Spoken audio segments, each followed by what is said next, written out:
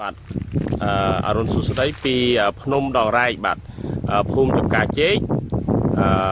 សង្កាត់អូស្មាច់ក្រុងសំរោងខេត្តឧត្តរមានជ័យនេះគឺជាសមិទ្ធផលពីណាណូថ្មីមួយទៀតដែលក្រុមការងាររបស់រយថាវផាន់ទវីបានចុះមកភូមិចំការជែកបាទឃុំសង្កាត់អូស្មាច់បាទក្រុងសំរោងខេត្តឧត្តរមានជ័យបាទដែលនៅចំការកសិករមួយរូបឈ្មោះថាលោកសាំងផល្លាបាទដូច្នេះយើងនឹងស្ដាប់ក៏ដូចជាតាមដាននៅសកម្មភាពដែលក្រុមការងារចុះសម្ភាសផ្ទាល់ជាមួយលោកដោយសារគាត់បានយកផាន់ទវីណាណូមកប្រើលើដំណាំស្វាយបាទកែវល្មៀតដែលជាប្រភេទស្វាយមួយដែលកំពុងតែធ្វើចរាចរណ៍យ៉ាងពេញនិយម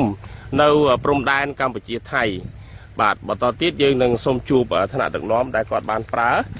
សាក់សីហើយនឹងអ្នកប្រើប្រាស់ផ្ទាល់តែម្ដងបាទអូខេបងអញ្ជើញបងមកខាងនេះបងកន្លែងនេះបាទបងមកនេះបងបាទបងជម្រាបសួរបងបាទសូមណែនាំខ្លួនផងបងយើងបានជួបគ្នាច្រើនដងហើយណាបងបាទថ្ងៃនេះក្រុមការងាររបស់រយថាវផាន់ទវីបានមកជួបបងម្ដងទៀតព្រមជាមួយនឹងសមិទ្ធផលដែលខ្ញុំបានឃើញក្រុមការងារបានឃើញថ្ងៃនេះអស្ចារ្យមែនទែនបានជាដំបូងសូមជួបបងហើយបងរៀបរាប់ពីទីកន្លែងរស់នៅក៏ដូចជាលេខទូរស័ព្ទបាទប្រាប់កសិករផ្សេងទៀតផងព្រោះថានៅពេលដែលយើងឃើញយើងធ្វើវីដេអូឃ្លីបម្ដងហើយកសិករគាត់បានឃើញគាត់តែងតែចង់ដឹងពីព័ត៌មានក៏ដូចជាបច្ចេកទេសនៃការប្រើប្រាស់ផាន់ទវីណាណូអញ្ចឹងជួបបងតែម្ដងបានជ័យបងបាទខ្ញុំបាទឈ្មោះសាំងផល្លារស់នៅភូមិចំការជែកសង្កាត់អូស្មាច់ស្រុកសំរោងខេត្តឧត្តរមានជ័យបាទខ្ញុំបាទជាប្រជាកសិករធ្វើស្វាយខុសរដូវបាទហើយខ្ញុំបាទពីដើមឡើយខ្ញុំប្រើជីគីមីបាទតែឥឡូវនេះខ្ញុំបានស្គាល់ខាងក្រុមហ៊ុនរយថាវផាន់ទវីបងរយថាវផាន់ទវីហ្នឹងគាត់បានណែនាំគាត់បានមកណែនាំខ្ញុំហើយប្រាប់ពីរបៀបធ្វើហើយទៅខ្ញុំក៏សាកល្បងខ្ញុំសាកល្បងមិនច្រើនដើមទេតែជា12ដើមបាទហើយពេលដែលខ្ញុំប្រើអកមួនអកអីខ្ញុំធ្វើឲ្យចេញការហើយខ្ញុំឈប់ប្រើថ្នាំគីមីបាទគឺខ្ញុំមកប្រើជីណាណូបាទតាំងពីចេញការរហូតដល់វាបានផលដូចដែលបានឃើញស្រាប់នេះបានឃើញក្នុងរូបភាពនេះបាទគឺខ្ញុំប្រើតែណាណូសុទ្ធបាទមានប្រើគីមីហើយទេគឺខ្ញុំសាកល្បង12ដើមហើយយើងតាមដែលខ្ញុំសង្កេតមើលទៅទិន្នផលដែលបានមកពីយើងប្រើការប្រើណាណូនេះគឺយើងអាចទទួលយកបានព្រោះវាផ្លែច្រើនផ្លែចង់បាក់ម៉ែកបាទផ្លែយើងនឹងឃើញទិដ្ឋភាពផ្សេងទៀតបាទអញ្ចឹងសូមសួរពីបច្ចេកទេសបន្តិចបងខ្ញុំបានស្គាល់បងគឺបងជាកសិករគំរូម្នាក់នៅក្នុងតំបន់នេះដែលគាត់បានធ្វើស្វាយគេហៅថាកែវល្មៀតហើយខុសរដូវកន្លងមកខ្ញុំតែងតែសង្កេតគាត់ឃើញគាត់ប្រើគីមីតាំងតែពីចាក់អកម៉ូនតាំងពីដែលដាក់គល់មិនអញ្ចឹងហ៎រហូតដល់ថ្ងៃទទួលផលហើយខ្ញុំឃើញគាត់ប្រើគីមីច្រើនទៅខ្ញុំក៏បានណែនាំផាន់ទវីណាណូរបស់រយថាវផាន់ទវីឲ្យគាត់ថាបងសាកល្បងមើលថាតើការប្រើអកម៉ូនការប្រើជំនួសគីមីដែលបាញ់ឲ្យកាន់ផ្កាមិនអញ្ចឹងហ៎បងបាញ់ឲ្យកាន់ក្តាប់រហូតទៅដល់បាញ់ឲ្យវាពង្រីកផ្លែព្រោះថានៅខាងស្រុកស្អាងមានកសិករគំរូយើងគាត់ប្រើរួចទៅហើយថាអាចជំនួសការពារទឹកភ្លៀងមិនឲ្យស្អុយមិនឲ្យជ្រុះរោយរហូតដល់ក្តាប់រហូតដល់ថ្ងៃទទួលផលតែម្ដងឥឡូវនេះខ្ញុំបានណែនាំគាត់រួចហើយថ្ងៃនេះយើងបានមកធ្វើវីដេអូឃ្លីបផ្ទាល់តែម្ដងដូចទស្សនិកជនក៏ដូចជា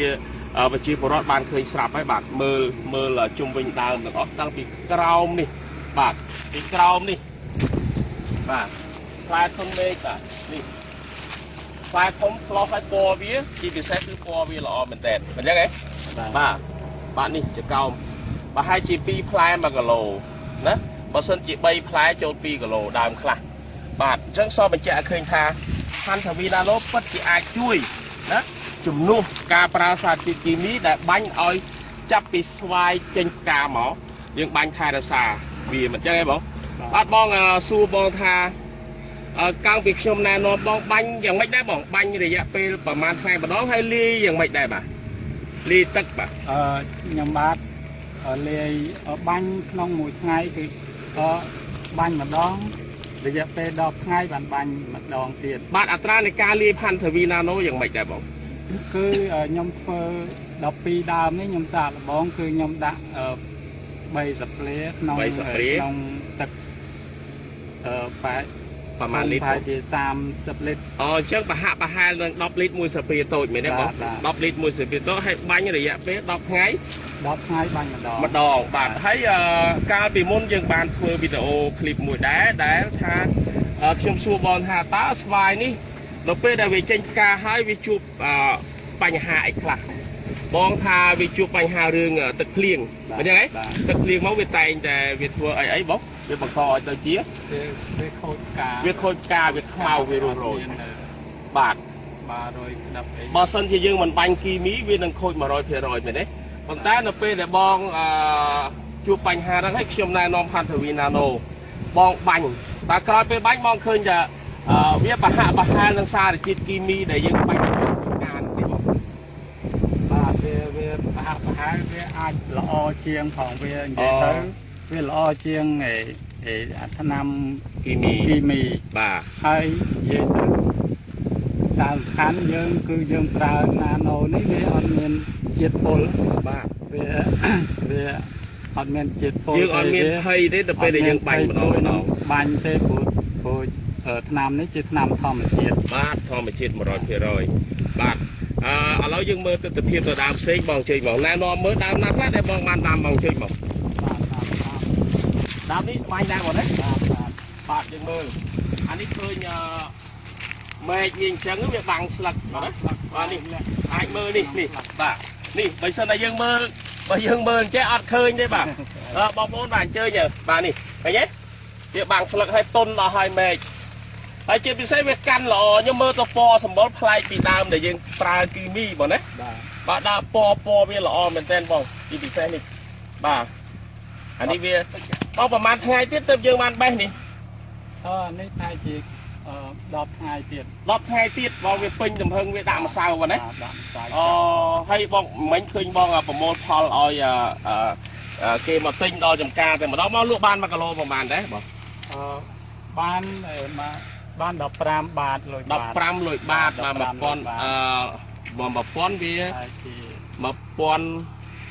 15បាតវាស្មើជិតនឹង2000រៀលបងណា15បាតប្រហែលជា17បាត1700បាទបាន1គីឡូ1700បាទយើងមើលទៅដើមផ្សេងទៀតបងដើមណាខ្លះដែលបងបាញ់ខ្ញុំអត់បានចាំអស់ទេបាទមានដើមខាងនេះអូនេះបាទ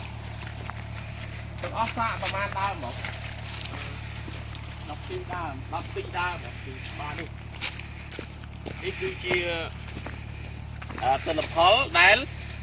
យើងបានណែនាំបងឲ្យប្រើផាន់ធាវីណាណូនៅពេលដែលស្វាយវាចេញផ្កាហើយបាទណាបាទអូខេដើមណាទៀតបងអូនោះដើមទៀតបាទ12ដើមអូនេះបងមើលកន្លែងនេះមួយសិនដើមទូអូអានេះដើមប្រហែលឆ្នាំបងដើមនេះ3ឆ្នាំបាទទស្សនិកជនបាទមើលស្វាយដើម3ឆ្នាំបាទហើយនេះផ្លែបាទអស្ចារ្យទេបាទផាន់ធាវីណាណូអូខេនេះទៀតបាទនេះទៅផ្លែបាទអានេះប្រហែលជា3នេះចូល2គីឡូធំណាស់បាទនេះទៀតផ្លែធំណាស់បាទអូខេមើលខាងនេះនេះដើមអាយុ3ឆ្នាំយើងធ្វើបានបាទទៅដើមផ្សេងទៀតបង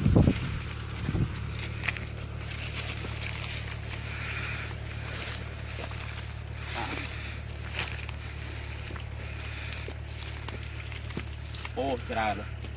បាំងស្លឹកបាទបាំងស្លឹកច្រើនណាស់មកនេះស្លឹកធំ10បងទាវ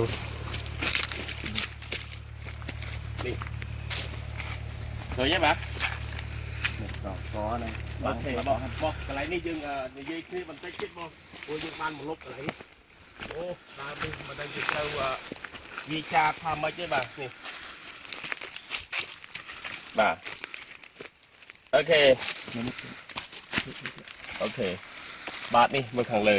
អូខេឥឡូវនេះយើងបានឃើញហើយក្នុងរូបភាពនេះច្បាស់ថាកសិករគំរូយើងបានយកផាន់ធាវីណាណូមកប្រើជាមួយនឹងស្វាយខុសរដូវបាទណាបន្ទាប់ពីគាត់បាញ់បញ្ចេញផ្កាហើយតាមរូបមន្តដែលគាត់បានអនុវត្តពេលនោះខ្ញុំបានណែនាំឲ្យគាត់ប្រើពីចេញផ្កាមកណាឲ្យវាកាន់ក្តាប់កុំឲ្យវារុះរយនៅពេលដែលមានភ្លៀងធ្លាក់អូខេបងអាចផ្ដល់ជាគេហៅថា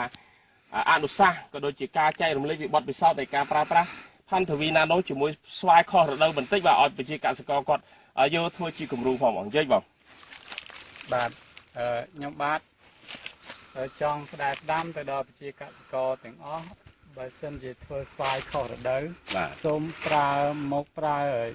ជីណាណូបាទជីណាណូនេះវាជាជីធម្មជាតិមិនប៉ះពាល់សុខភាពយើងដែល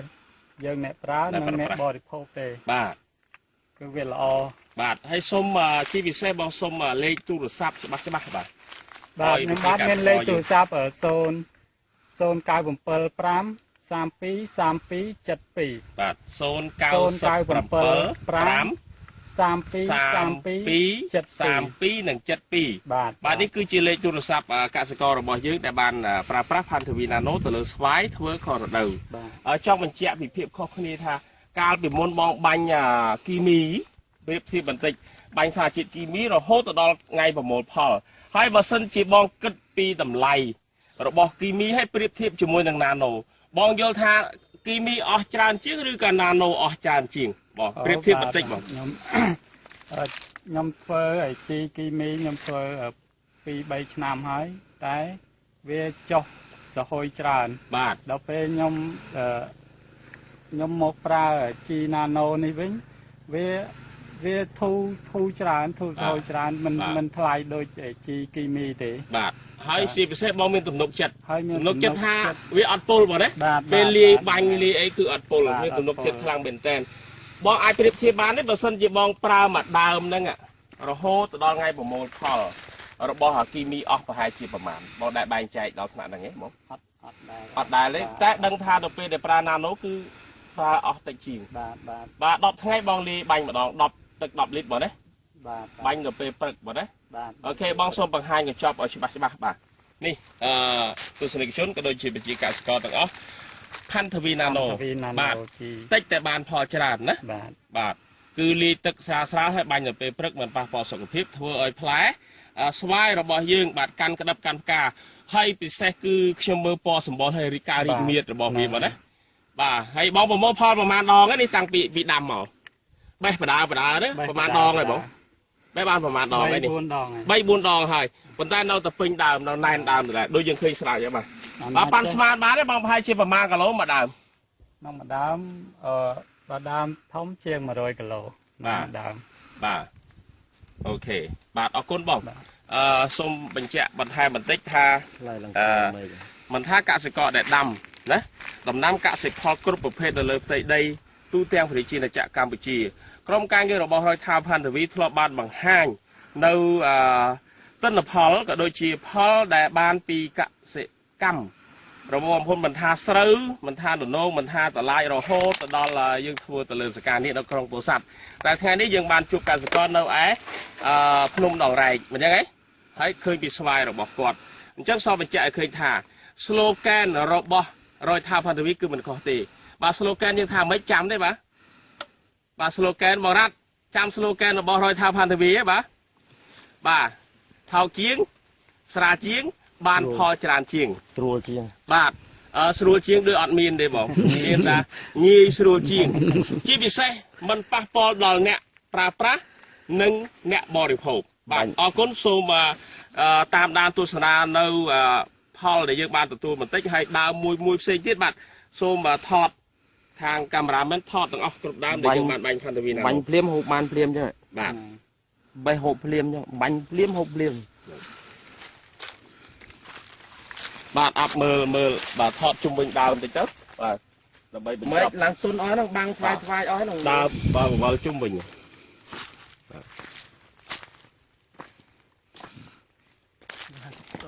បាទឡើងចុងមិនមក មកនឹងដាច់មក បាទ ហើយដើមតែ2ឆ្នាំជាង3ឆ្នាំ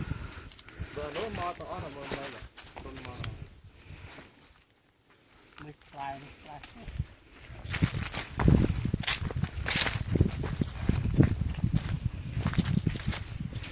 ប្រាប់ផងមកចេញមកអត់ទុនមកអស់ហើយលាក់អស់ហើយ សូមបញ្ជាក់ថានេះមិនទាន់គ្រប់ថ្ងៃដែលត្រូវប្រមូលផលទេប្រហែលជា2សប្តាហ៍ទៀតបងណាទើបវាដាក់ម្សៅប៉ុន្តែផ្លែដែលយើងមាននេះយើងមើលដូចគេចងទុកចឹងបាទគ្រប់មែកទាំងអស់បាទបាំងស្លឹកបាទនេះអូខេមើលខាងនេះទៀតបាទអូខេបាទសូមបញ្ជាក់ថាផាន់ធាណាណូពិតជាអាចជំនួសសារធាតុគីមីដែលកសិករកំពុងតែប្រើប្រាស់យ៉ាងធ្ងន់ធ្ងរទៅលើស្រែចម្ការក៏ដូចជាដំណាំ